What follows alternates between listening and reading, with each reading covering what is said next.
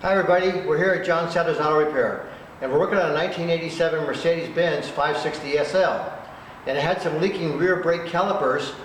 This is the brake caliper off the passenger rear, and you can see how it's all dirty inside of here. It's all damp with brake fluid leaking out of it. Here's the brake rotor, where you can see the fluid had been leaking there a long time, and then here's the brake pads.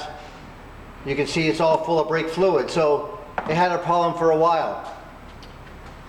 Then when I got all done, I couldn't get the air out of the caliper when I got the new caliper on. I took the master cylinder off because no fluid would come out. This is for the rear reservoir, or where the rear calipers, and this is for the front calipers.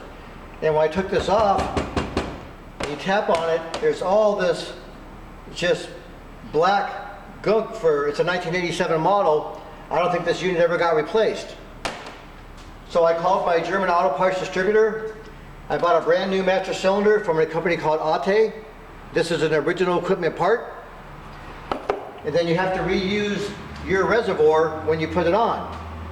And the way you bleed it, I have a little cap in here, is you slowly push this cylinder in, and then fluid will come out of both these holes. So I pushed it in, you can see the fluid come out here. There's no fluid at all coming out this rear hole. Then you close it off with your fingers and you release this, and then you push it again. We got a nice stream of fluid in the front. We have no fluid at all out the rear, not any. So they're going to send me a new cylinder tomorrow because this brand new parts, the rear half of it's no good. So you can come back to me. So the reason I'm showing you all this is when you put it on there, you want to bench bleed it first.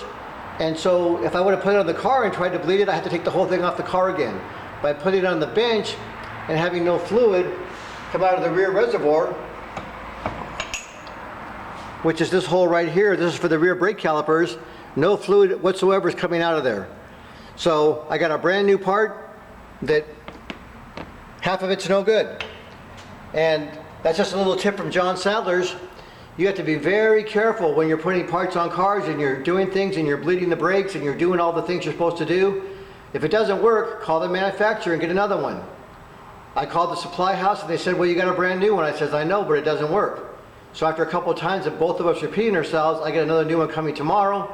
Then I'll bench bleed it the same way I'm doing this one. Hopefully that one will work good. Then I'll put it on the car, give the customer his car back, and go from there. So thank you very much and have a nice day.